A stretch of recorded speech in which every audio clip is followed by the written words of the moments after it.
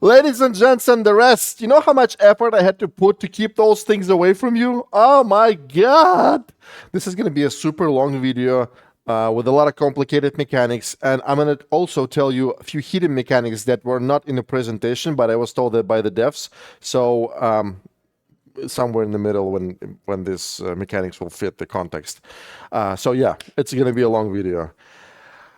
Real quick, we're going to be talking about siege, raids, new zone, new race. All of that is coming like almost right away. Very quick preview. We're going to be talking about Stormwind Siege. This is a new activity that you've never heard of. This is for two people as well. New raid, Molten Core. That is, by the way, it's coming out right away when the season starts. All these two activities. New race that is coming out in season 7. A new zone that is coming out in season 7. Millions of changes, balance changes, new spell that is coming in season 6, scenario spell, a lot of things. So I'm gonna do everything in a chronological order. So if I say something and you don't understand what I'm saying, just keep listening and you will understand everything eventually. Okay. So number one. On May 29th, when the season starts, we're going to have a siege. We're going to siege a Stormwind. I killed so many people there in WoW. Oof. So the requirements to start the siege is you need to have 90 sigils. So it's like less than Onyxia requirements, right? So what is this? It's like a raid for 2 people, except it's much easier and the level requirements are much lower. So that will give you rewards. It's like diet raids for the people who won't be able to complete harder bosses in raid. You will be able to do this and get some rewards because you're gonna get the same currency in the sieges, but they're much easier. So you're gonna get a little bit during the raids rotation because this is kind of like a part of raids rotation. So the siege. It includes 3 bosses. I'm gonna put it on screen. So General Marcus, Innkeeper Ellison, and High Lord Bolvar. Also, I have a lot of concepts for this for every activity. You will be looking at them on screen while I'm talking. So, yeah, as you can see, the level requirements are super low, much lower than for the final heroic PvE campaign, right? And here is a new level scaling system. It says maximum level +2. So what does that mean? That means that if you're level 30, you're going to be scaled down to whatever the level of the encounter is, +2. For example, the final boss of the siege, High Lord Bolvar, is 19 to 20. So you're going to be level 22 if you're higher than 22. Okay? That's how it's going to go. So it's going to be super easy still, but it's not going to be like completely gray for you. So I'm talking about whales right now, right? Now, rewards for this are very super pooper juicy. So for killing the first boss, you're gonna get 200 Valor. We'll talk about the Valor eventually. This is a raid's currency, and they give you a little bit in Siege. Defeating boss 2 will give you a Mega Leader Tome. We all know what it is. Defeating boss 3, this is where the complicated stuff starts. Rewards a Wildcard slot. Now let's take a look what Wildcard slot is. It's very interesting. When you complete a 3rd boss, you will be given this Wildcard slot. This Wildcard slot, you will have to pick a hero right there. You won't be able to save it to get this slot as a currency, to keep it in your menu. No, you would have to pick a hero, and that slot will be attached to that hero right there. The slot is on the top right corner, this slot. Like if you pick Tyrion, it's going to be this slot. You pick Rand, it's going to be the exact same slot. What does this do? It allows you to put any unit inside of this slot and still have a slot bonus. So it's pretty much like traitless slot. Whatever goes in there gets slot bonus. Okay? Very small power, but it adds a lot of flexibility, and it makes, for example, Onyxia, killing Onyxia much easier because you can literally put anything you want inside. Let's go back. So Can be earned once per player per rotation. Okay, so we'll talk about the rotation. So in other words, when this siege comes, it will last for 1 week. When you kill all 3 bosses, you get 200 Valor, 1 Megatome, and Wildcard slot. So once per month, you will be able to choose 1 hero and apply this slot to that hero. Like I said, it will only be 1 slot. So for example, if you apply it to Tyrion, like you saw on the screenshot, next week, Tyrion will not be available. It will be on the other heroes that are left. Okay? That's how it goes. So the siege will start on May 29th, and it will last for a week. When the siege ends, second week of the season, the raids will start. So it will be June 5th, I believe, and we're going to have raids.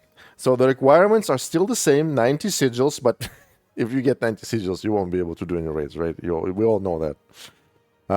Here's what it looks like. The raid is going to have 3 wings, 7 bosses total. As you can see, recommended levels, Wing 1, Lucifer, and Magmadar. You all know these characters from World of Warcraft. I'm going to have them, I'm going to show them somewhere on the screen. So here is what it looks like. You complete 3 wings and then you kill Ragnaros at the end. We kind of knew all that. Let's keep going and see what we're going to get and how things work. Let's talk about rewards first. Rewards. Each boss grants 100 Valor when defeated for the first time. So like I said, the raid will last 1 week, 7 days. You will be able to kill 7 bosses. In other words, you will be able to earn 700 Valor per raid rotation, right? Per week. Okay? So, defeating Wing 1, Boss 1 and 2, which is Magmadar and Lucifron, rewards a boost slot. Okay. We'll talk about boost slot now. Let's actually go back to Tyrion and talk about the boost slot. Boost slot affects slot 6, lower rightmost slot, which is where the Quillbore is, right there, of a selected leader's army, and increases base XP of any mini placed there to level to 20. The maximum level a mini can reach via experience only. What does that mean? That means if you have a purple mini, it will be level 29 if you put it in here. You know what it means? That means that you can wipe your ass with my Onyxia guide now. Like, nobody will ever need that because you're going to have so much power now. You're going to have so many extra perks and traits, and you'll be able to just turn your Drakisats and Ren's deck to like monstrosities, you know? Okay, now I hope you understand that. So when you complete the Winged One, again, it's going to work the exact same way it worked with Siege. So you're going to have a list of your heroes, and you will be able to apply this boost slot, 1 boost slot to 1 hero. Once you apply it, your slot number 6 becomes that boost slot, and it works that way. It maximizes the experience levels it maximizes the experience levels, yeah. Maxes out. Defeating Win 2 rewards a Mythic Tome, which is the highest, which is the best Tome of Experience in the game, right? Defeating the 3rd Wing will give us a Legendary Core, and defeating Wing 4 gives us Ragnaros. Can be earned once per player per rotation, which means in 1 week you will be able to earn all that, and when the raids come back next time, you'll be able to do it again. I don't know what you're gonna get for repeated kill of Ragnaros. You're probably gonna get some Tomes of Experience, or maybe, I don't think it's gonna happen, but there is a chance that you will only be able to earn Ragnaros' stars in a raid. So you have to kill Ragnaros a few times to get stars for Ragnaros, right? But I don't think it's going to happen. You know Blizzard, right? They'd rather sell it in the grid. And it also says that raids will be extremely difficult content that will kill everybody. So the rotation will be Siege, Raid, off. But we asked the devs, and they said, well, some of them said that it's going to be Siege off, Raid off. But anyway, Siege and Raid are going to come once a month. So it doesn't matter where the breaks are.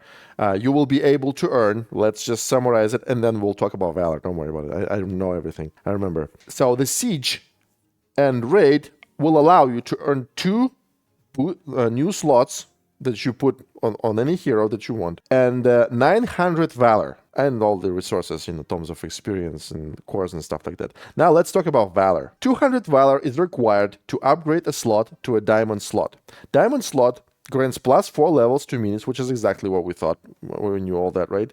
Compared to the gold slots, which grant plus 3 levels.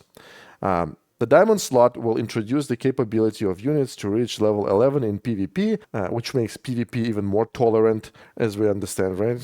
Who could have thought? Now, here's what I didn't understand initially. You can upgrade any slot with Valor, not only these bonus slots that you get, these new things, no. Any slot in your deck can be upgraded. So we have a lot of potential for theory crafting, what we upgrade first and stuff like that. We'll talk about it maybe in a separate video. So what we get 900 Valor per rotation, per siege and raid, which means we have 4.5 upgrade for slots. Once a month, you will be able to upgrade 4.5 slots, or 9 slots per 2 months. Good thing about it is that whales and free-to-play players in this context are equal. You cannot whale that way and that thing and get more Valor. It's just physically impossible right now, at the moment. Now, before we get to Ragnaros, let me explain a few hidden mechanics that were not shown, that were told to us by the devs. When you kill a boss in the raid using a specific hero, you can no longer use this hero to kill other bosses. In other words, you will need 7 heroes to kill 7 bosses. In other words, you have to keep your strongest heroes for the last stuff, if you're shooting for stars and you want to kill the final boss and stuff like that, right? That's how it works. You will need 7 heroes. Otherwise, if you have 2 strong heroes and 5 blue ones without talents, then you're going to be in trouble. Here's one more thing. When you complete the raid once, you get your rewards. You can kill each boss up to 3 times. You're not locked to your specific one guildmate that you started raids with. What you can do is you can kill each boss 3 times. However, you only get reward once. So you kill the first boss, for example, and you can kill the first boss 2 more times with other players. All right? But you're gonna have to spend other heroes to kill the boss. See how it works? It's physically impossible to complete the full raid 3 times because we don't have 21 heroes. In my opinion, this is like probably the only criticism that I'm going to have for this preview, is it's pretty terrible. And I think the requirements for guildmates only should be completely removed, because it's really hard nowadays to make it so that everybody from different parts of the world gathers in the same place in the same time and completes the raids. It's just so hard. For example, my current guildmate that I'm going to be trying to complete the raid with, he lives in Bulgaria and I live in Canada, so we need to find a compromise. It's a disaster. I hope this idea is going to fail, this guildmate only for guildmates idea, and they will remove these restrictions and we will be able to do it with whoever the fuck we want. Because people in the guild, they come to the guild to get these free perks that guild offers. Not because we are friends and we like each other. Not that if I hate my guildmates, I'm just saying. And that's why a lot of people will be unhappy, because not everybody will be able to raid. Also, now we will have to kick low-level players from the guild because they just taken a spot and we can't really raid with them, right? So it creates a lot of discrimination, fights, drama, and it's just super pooper uncomfortable. I've been saying it from the beginning. Obviously nobody gives a shit what I've been saying, but let's hope that one day it's going to change. If you guys agree with me, please support that somehow. Like, I don't know, talk trash in the commentaries or whatever. Now, when you kill Ragnaros, you're gonna get Ragnaros as a hero. Let's take a look at this guy. Family, BlackRock, gold costs 5. Who could have thought? Nah. Did you expect 2? Not gonna happen. Health, 2,000. For 5 gold. I've seen fatter. Drak, for example. Traits. He's a tank. Yes. He's AoE, which means I guess he either attacks as an abomination or as a fire elemental. Elemental type of attack. New Blaze. Attach to the nearest allied tower or base shielding it. I'm going to show you some footage from the other game, from a different game, Heroes of the Storm, where it does exactly what it says here. So it's going to be kind of similar. And then Blast Wave, while in play, replaces the mini in your deck with the Blast Wave spell. Burn and knock back enemies near buildings. Nobody understands if Ragnaros will be playable as a normal hero, or you would always have to attach him to the tower or core. So we don't understand that. We don't have any footage for him yet. I'm actually very excited because this hero creates a lot of potential for a completely different playstyle. I absolutely love it. Wrath. Ragnaros performs an AoE swing. I did the right thing with that Heroes of the Storm example. Dealing damage to nearby enemies within extended melee range and taunting enemies in the area. This attack does not do the damage flyers. So I guess this attack doesn't hit flying units, Leader ability. Armored allies deal a small amount of damage back to their attackers. In my opinion, Ragnaros is a complete monster. I don't know if he's going to be super pooper broken. Sounds really good. It sounds like I don't even understand how he works, to be honest. The only analogy that I could find is this Heroes of the Storm piece, right? All right, Ragnaros talents. Son of Flame. At 50% health, summon a fire elemental that lasts 15 seconds. So I guess if he attached to some building, he will spawn a fire elemental right by it, right?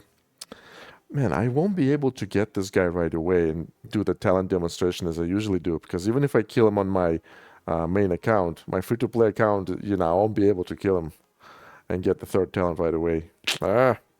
Talent number 2, Radiant Flames. Buildings you control periodically damage nearby enemies. Talent number 3, Blast Wave leaves enemies stunned for 2 seconds.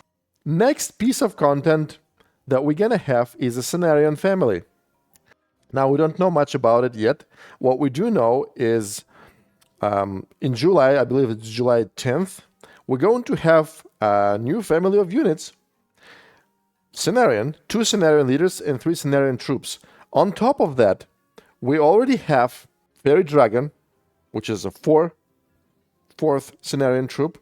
On top of that, in Season 6, we're going to get a Cenarion spell, which we'll talk about next. And we don't know if we're going to get any extra minis in Season 7. Maybe that, that piece of content, the Cenarion family units, it comes separately and we're going to have our normal troop. We don't know. And on top of that, we're going to get a Moonglade, which is a new zone for PvE, for Heroic PvE campaign, which in my opinion, we don't know anything about levels, but I think it's going to be the next level-wise is going to be all 26 and the final boss of 27. We have this little picture here that shows Fairy Dragon as the boss. I believe it's the final boss of the zone. Next, let's actually come back to the ground and talk about normal every season stuff.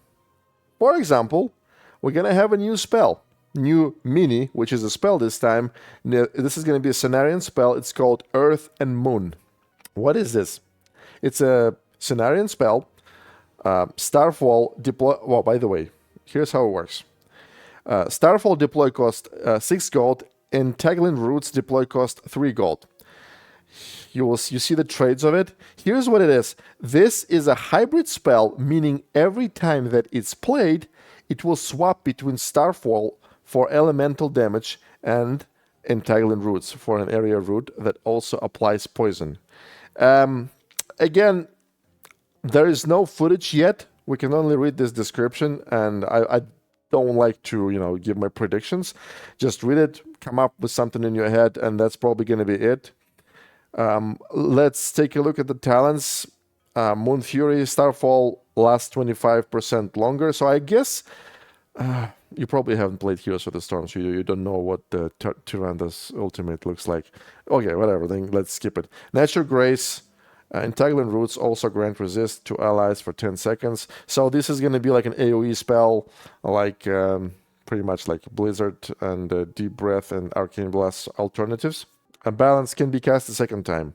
So yeah, the way it works is it changes every time you cast it, but I forget where it says that, but every time that changes every time you throw a Cenarian mini. So it works the way that Execute with a talent. So when there's no other Horde units, Execute drops its cost. It's the same thing. So when you cast it once, it changes to the other, from Starfall to the Poisoning Roots. And if you throw a Cenarian unit, it creates the same effect. So it swaps back. So Starfall is 6 gold, Roots are 3 gold. All right? That is the spell. Again, we don't have any video material, unfortunately.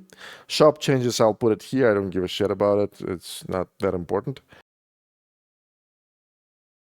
And the last thing that we have is the balance. Let's actually take a look at it. By the way, I totally forgot to mention, I kind of said that once, but we have this new level scaling system that if you do things like raids, dungeons, and siege, maybe something else, but these 3 is what I understand now, your level will be scaled down to the level of the encounter plus 2 if you are higher than that.